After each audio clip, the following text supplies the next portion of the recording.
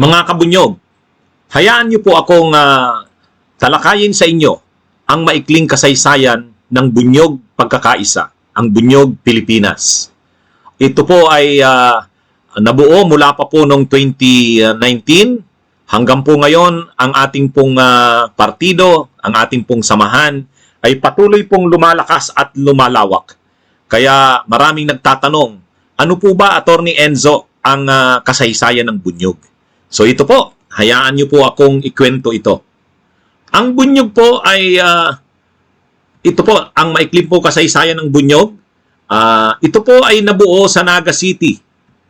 Nabuo po ito noong June 26, 2019. So yan po, formal po itong nabuo noong June 26, 2019. Nandiyan po yung picture ng tarpaulin na ginamit noong Founding and First General Assembly. Ginanap po ito sa JMR Museum dito po sa Naga City. Ang naging guest honor po ng pagtatatag nito ay si Vice President Leni Robredo. At ang panawagan po ng Founding and First General Assembly na yan, tuloy ang laban. Bakit tuloy ang laban? Tandaan po natin na ang June 26, ang June po, katatapos lang po ng eleksyon noong May 2019. Ang mga tumulong po noon sa 8 Diretso, ang siya ring nagpasimula na bumuo ng bunyog para ang napagkaisahan noon magsisimula na kaagad na magbuo para sa susunod na mga laban ni dating dating Vice President Leni Robredo para mapaghandaan ito, lalo yung laban sa 2022. Ako po mismo ang national founder nito, ako ang national chairperson. Ang pangalan ko pong totoo ay Attorney Ricky P. Tumutorgo. Ang gamit ko po sa social media ay Enzo Recto. So yan, mga kabunyog.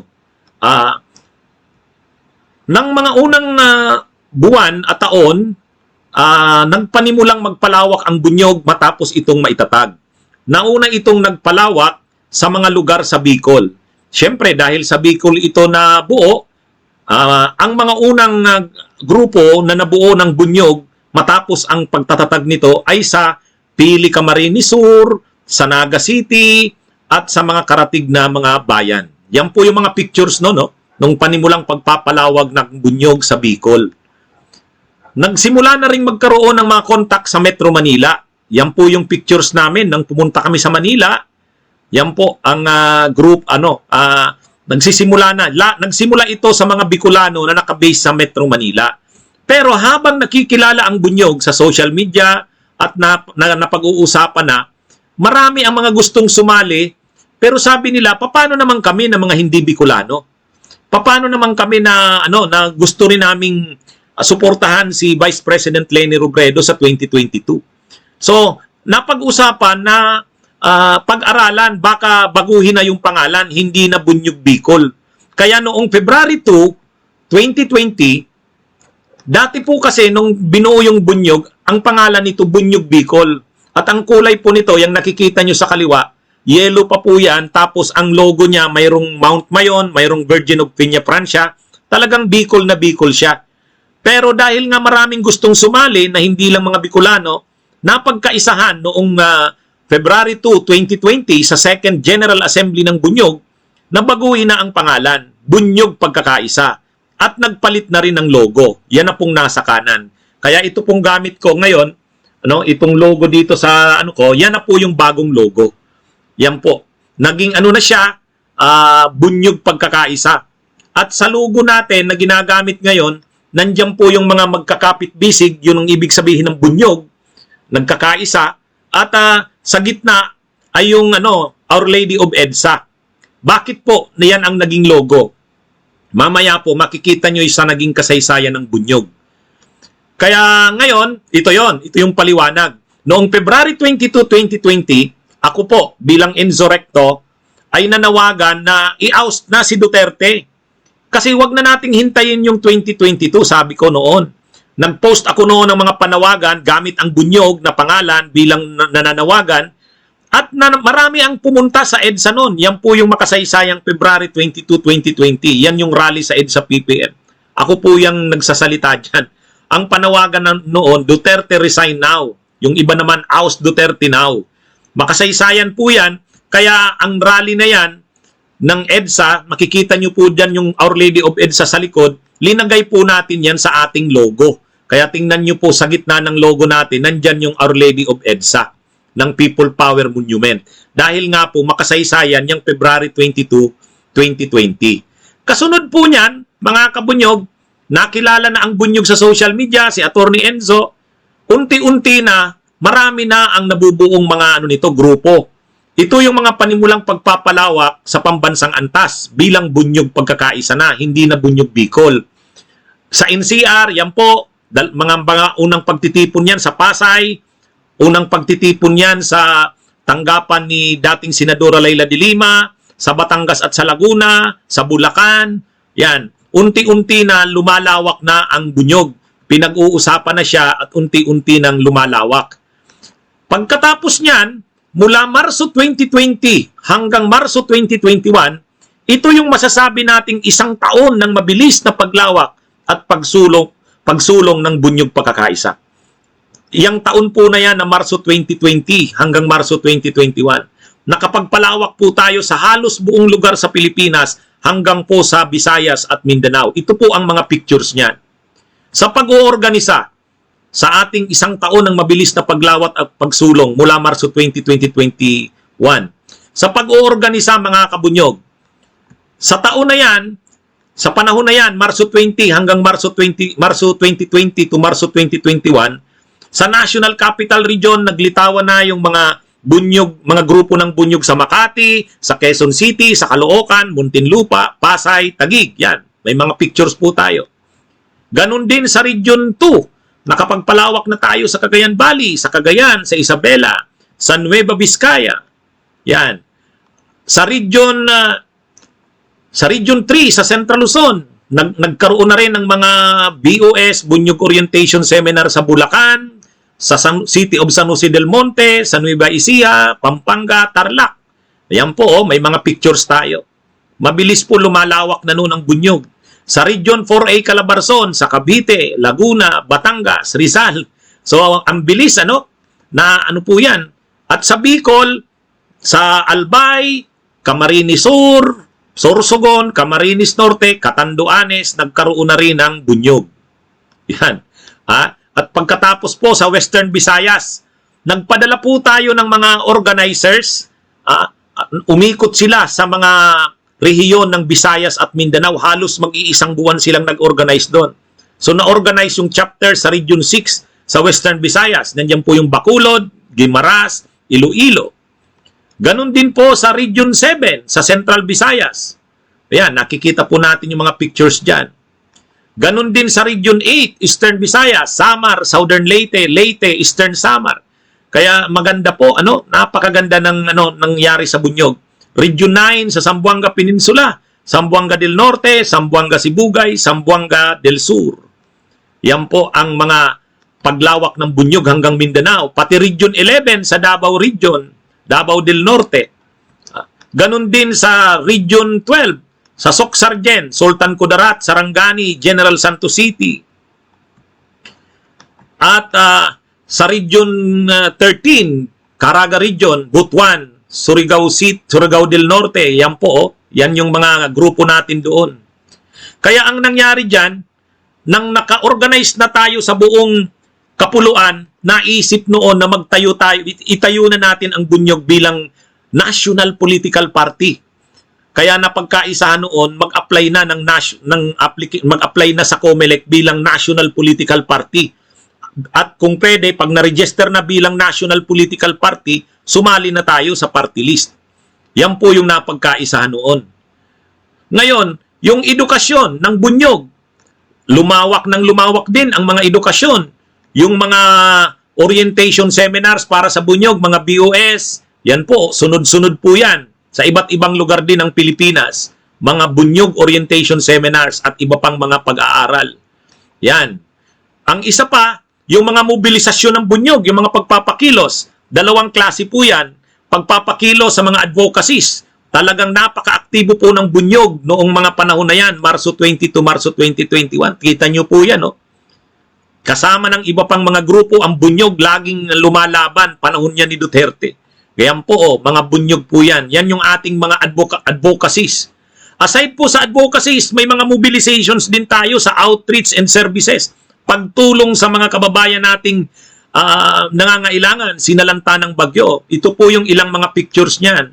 Yung pamaskong yero, yung panahon ng mga pananalanta ng bagyo sa Bicol, sa Visayas, yan.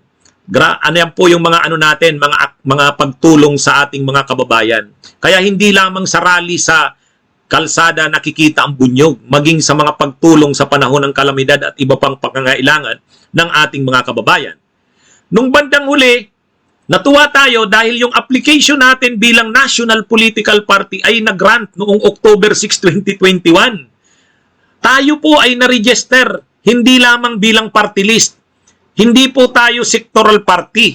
Tayo po ay National Political Party. Actually, pwede tayo magpatakbo ng senador. Pwede tayo magpatakbo ng mga lokal na positions, mayor, councilor. Pwede po. Katulad tayo ng Akbayan. Di ba si Risa Hontiveros, tumatakbo siya bilang senadora sa ilalim ng Akbayan Party. So tayo, National Political Party. At tayo'y register noong October 6, 2021. Pagkatapos po niyan, lumahok tayo sa party list elections noong May 9, 2022.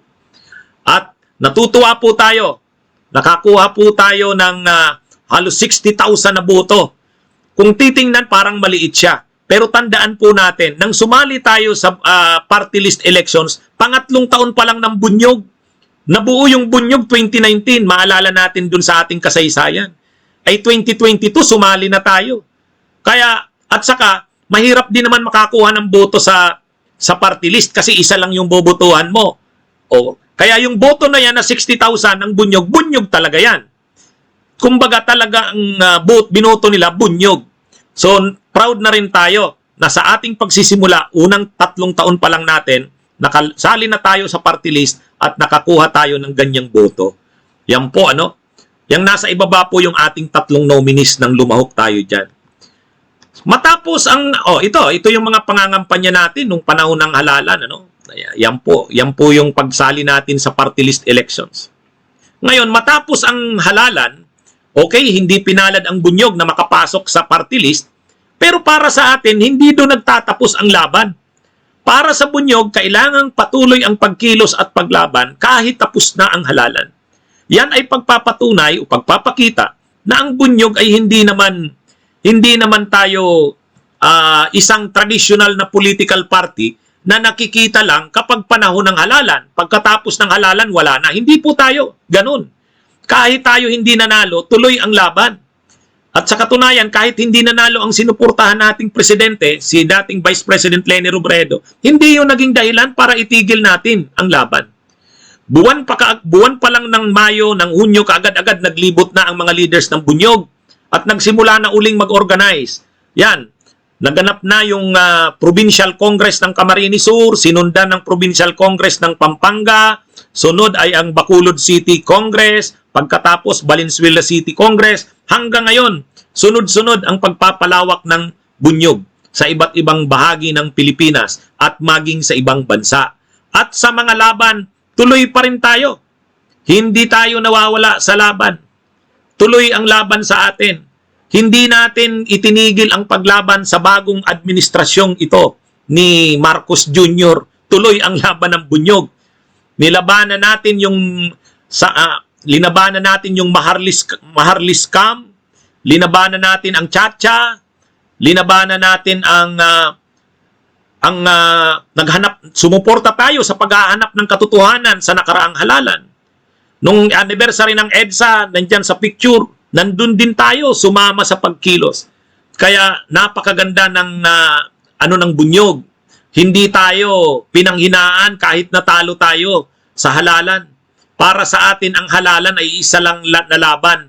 Hindi man tayo nanalo, tuloy pa rin ang mga dati nating ginagawa na pag-oorganisa, pagmumulat sa ating mga kababayan at pagpapakilos. Kaya hanggang ngayon, marami nga ang nagsasabi, ang bunyog ang isa sa mga nakikita nating matatagpang lumalaban. Yan po ang ating sinumpaan. At kahit sa ibang mga grupo, patuloy ang bunyog sa pakikipag-alyansa tulad nitong People's Movement for Truth, Justice and Reforms. ang Bunyog ang isa sa mga nangungunang organisasyon na bumuo niyan. Tayo ang isa sa mga pinakaaktibong samahan na nasa core ng People's Movement for Truth, Justice and Reforms. So yan po, mula nang magsimula ang Bunyog, malayo na ang naabot nito. Ilang taon pa lang ba ang Bunyog ngayon? Ilang taon pa lang ba mula nang itinatag ko ito noong June 26, 2019?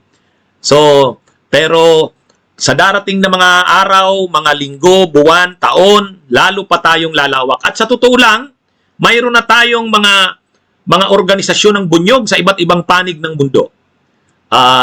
Mayroon na tayong mga organizing committee sa Hong Kong, sa Japan, sa Australia, at nitong darating na mga buwan, maglilitawan ang mga organizing committees sa mga bansa sa Europa. At pagkatapos nito sa North America, mga naka-schedule na po yan, mga kabunyog. Patunay na ang Bunyog ay patuloy na lumalakas, patuloy na lumalawak, habang patuloy na lumalaban. So, suportahan po natin ang Bunyog. Yung mga gusto pong sumali sa Bunyog, magpaabot lang po, itayo natin po ang isang alternatibong partido ng mamamayan. Sa panahon ngayon na ang mga political parties ng mga trapo ay namamayagpag, kailangan nating isulong ang isang alternatibo na political party. At ito nga po ay ang Bunyog. Mabuhay po tayo, tuloy po ang laban. Bunyog, bunyog, halikan na kasama ka. Bunyog, kapag buklod ay may pag-asa. Luzon, Visayas, Mindanao, isa ang pananaw. Sa bagong Pilipinas ang Bunyog isisigaw.